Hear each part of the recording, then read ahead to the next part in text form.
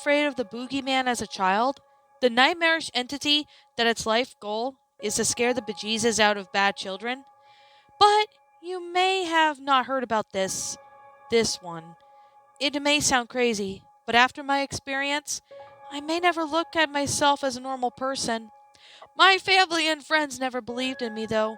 Call me confused, a liar, etc. Maybe. I was only 10 at the time. I live in a neighborhood that you may have seen in the old 50s movies such as Grease with my younger sister Emily and my dad. Our mom was at work until 10. I was watching Sesame Street with Emily until we saw a bumper of a new show, Between the Lions. Between the Lions is basically a show similar to Sesame Street, but it was about how to read and spell. Once we watched an episode about a book titled El Labrador, but what I saw seemed bizarre. The characters who played the lions were acting normal, but everything around the lion family was just indescribable. Humanoid lizards crawling out of walls, pale bald people, spider walking down the stairs and across the halls. Men in dark hooded robes just stood there with the children, as if they were their teachers. Emily asked me about the hooded man and the creatures. I told her that it was probably just a Halloween episode. However, after checking the calendar, I saw that it wasn't October yet. I thought this must have been a rerun. Suddenly, I was walked into the living room, and I heard Emily call my name. Kyle, what does those words mean? I looked at the cubs' parents, Theo and Cleo, saying and spelling out words such as fire, blood, murder, destruction, and evil. However, they simply explained what the actual words are. I was unnerved by this, so I went to go change the channel, much to Emily's dismay. But I noticed something which caught my attention. The set was similar to our library that was right across my home. I thought that the library was usually CGI and not real. However, it appeared as if the episode was actually filmed in my hometown library. That's not even the scary part, because I looked through my window where the children were playing in my neighbor's front yard. Soon I glanced back at my television, and in absolute shock, the children were being filmed.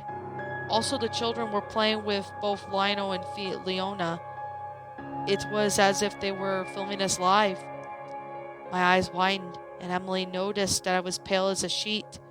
She asked me what was wrong. I already started to breathe heavily, feeling my chest going up and down. I told her to go in her room and watch SpongeBob. She nodded and went to her bedroom. What was going on? Why were the children in the library? And how is it that I'm not losing my mind over something? A pair of little children couldn't understand? Being only 10 years old? Barely mature enough to understand these types of predicaments? I was both confused and terrified. But I had to keep it from becoming more of an issue, even if it brings me to my downfall. The next day after I got off the school bus, Emily hugged me and said the lions were following her to her school. My mind went in all directions. Who followed you? I asked, not letting her know that I was horrified. The lions from the show, silly, she chirped. Now I was starting to panic. My heart was racing like a galloping horse. I started sweating bullets, and I was at the verge of breaking down into panic screams, 'cause now she was telling me what sounded like something that a madman would say in an insane asylum. But I thank heavens this was going inside of me, because I didn't want to frighten her and let her know this was a disturbing situation. Emily and I went inside, and she already started watching Between the Lions. Soon I witnessed something that made my blood run cold. It showed all 4 puppets inside my own house. Also, I was in frame. I looked at the TV and then back at the cameraman would have been. I ran out of the house screaming for my mom and dad as they pulled into the driveway, tears in my eyes. I was literally going insane. However, I knew that I had to be strong for my family. But most of all, I had to be strong for Emily. But who was going to be strong for me? I had no choice but to ward off this entity that's stalking Emily at school and scaring me to death. Later that night, I crept out of my house and ran into the library with nothing but a flashlight. I had remembered the people who owned the library, locking the doors and windows. I might have regretted doing this, but I had no other option. I picked the lock and entered the front of the door. Good thing Skyrim has taught me how to pick locks. I searched through the entire library and found a mysterious book upstairs in the middle of the children's section.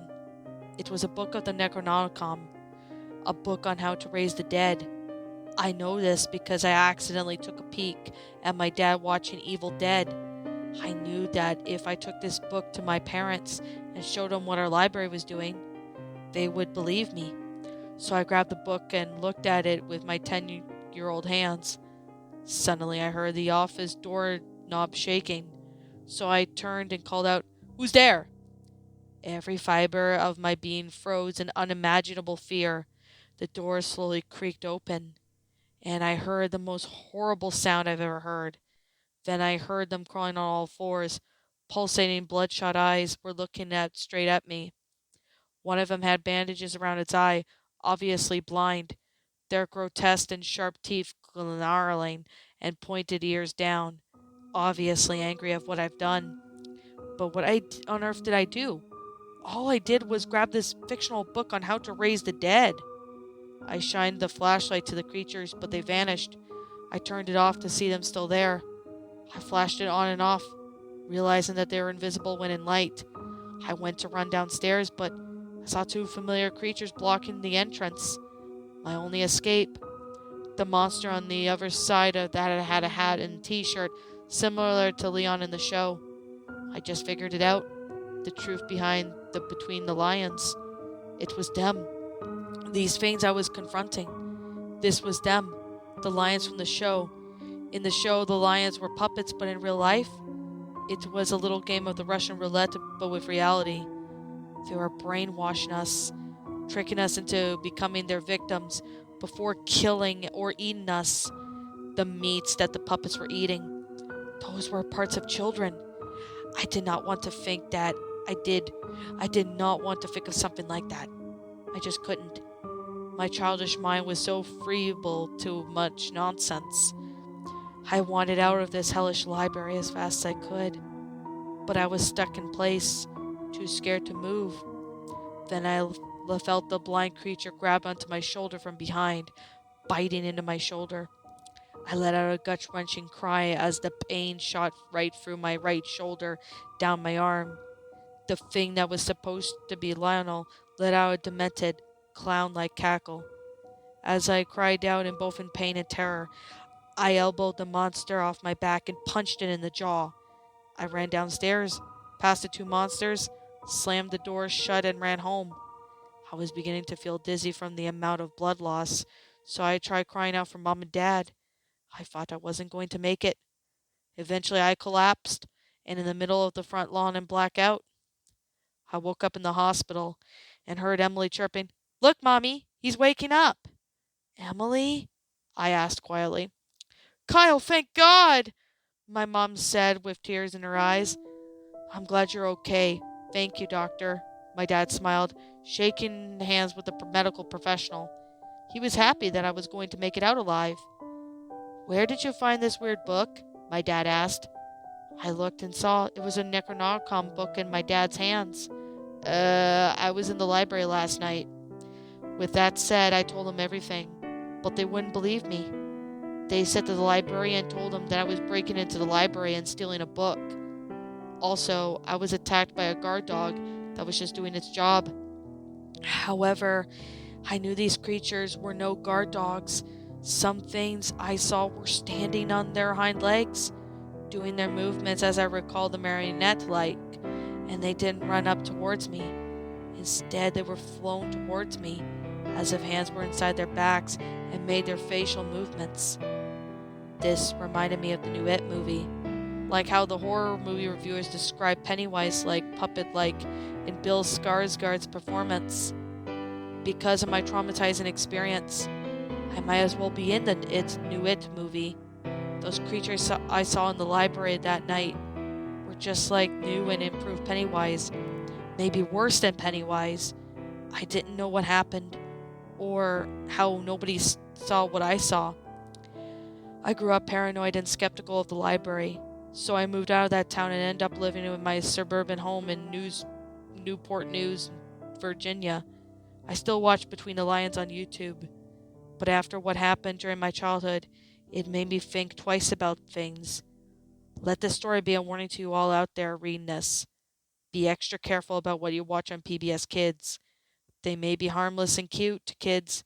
However, dark secrets sometimes lurk behind their innocent disguises. Maybe the last thing you'll ever think about is the IBO. Well, I don't understand why I've put this story on back. A lot of times this was one of the stories I was meant to narrate, but I think I kind of remember reading this one back in 2019. I don't even remember. So I am going to be honest. This story was Between the Lions Lost episode, written by Psychopasta. So I want to say, I remember hearing this creepypasta back in 2017. It was a good one, but although looking at it now, the plot of it kind of doesn't really make any much sense. But in my honest opinion, I personally didn't think this story was that bad. So like I had to read this like a couple more times because when I read it back last year, I kind of understand why the story had so many flaws. But now looking back at this, I can definitely say this is not the worst creepypasta I've seen. I mean, this one was actually a decent, not a bad lost episode pasta, but there were some things that did not really make any sense. But despite the flaws that people pointed out, I thought this was actually a pretty decent story. Maybe not the perfect or best story in the world, but definitely not terrible. So I definitely got to say to Psychopasta for writing this Between the Lions episode, I got to say this one was definitely a good one. This was definitely a really awesome Between the Lions creepypasta because, yeah, this story was definitely a good one. Now, I did notice that there was a couple grammatical errors and some spelling errors in the story. Like, I mean, there was a few spelling errors. And I think there might have been one or two grammatical errors I saw, but other than that, this one was not a bad story. I personally really enjoyed it. I thought it was a interesting creepypasta. Now, I have not watched Between the Lions in like years. I have not watched this movie show in like a really long time. So I'm gonna have to maybe rewatch this. This is perfect since it's got lion characters, which suits the channel because, well, it's called the Lion Queen, also known as the Queen of Lions or Shadow Lioness, whatever you guys remember me by. Now, yeah. So to Psychopasta, awesome job with this story. I mean, yeah, I know there's some flaws in the story, but despite them, I personally thought this one was a good one. Maybe not the best, but definitely not terrible either. So you definitely did a pretty good job with this story. Also, I want to say right now that I remember a few people actually narrated this one. I think it was a few years ago. I first remember hearing a narration of this, but you know, it's been a long time though, but yeah. So I decided maybe I should give this one another read cuz yeah. But other than that, pretty good. So, I guess with that being said, and that being the case, I'm going to sit here and say right now that this is just simply my own personal opinion. And if you happen to disagree with me, that's perfectly fine too. We're all entitled to our own opinions regards to these pastas. And this is just my own personal thoughts. I'm going to give this story a 9 out of 10. I'm giving it a 9 because while the story seems pretty interesting and stuff, and it does really happen to be one of the better lost episode pastas, but there's still a couple flaws with this story that some people pointed out of reason why they don't like it, but I don't personally think this one was that bad. I mean, maybe I did when back last year when I read it again, I was like, "Oh my god, this didn't make any sense." So I decided maybe I should give it another chance and then maybe see if my mind opinions change or not because it's hard to say. So, yeah, there was a few spelling errors in the story. Like I think there was like maybe just one or two spelling errors, that were also grammatical errors, I believe, but I personally really thought this was a good story. So, with that being said, and that being the case, what did you guys personally think of this story? Did you enjoy it? Did you not? Also, what we have done personally to help make this story a lot better? Feel free to let me know what you guys think in the comments below, because I like to personally hear what you guys think. So, anyways, I'm the Lion Queen. I want to thank you so much for watching today's video, and if you're new to my channel, be sure to leave this video a like, comment, and subscribe if you're new. Ring the bell for notifications when I upload, so that way you guys will not miss an upload. And I also want to say right now, for those of you who are interested in subscribing to my backup channel known as Miss Dark Shigo, link to that will be in the about page section of my channel. If you're also interested in following my DeviantArt, you guys can find the link to my DeviantArt page in the about page section of my channel, as well as my Twitter account. If you guys are interested in following me on Twitter, you guys can follow me on there. All the links to them will be in the about page section of my channel. And I will leave a link to this story down below for any of you guys who are interested in, checking this one out. So as always, I'll be catching you all in the next video. Peace out, and like always, please roll the outro because I'm out here and I'll be seeing you all next time.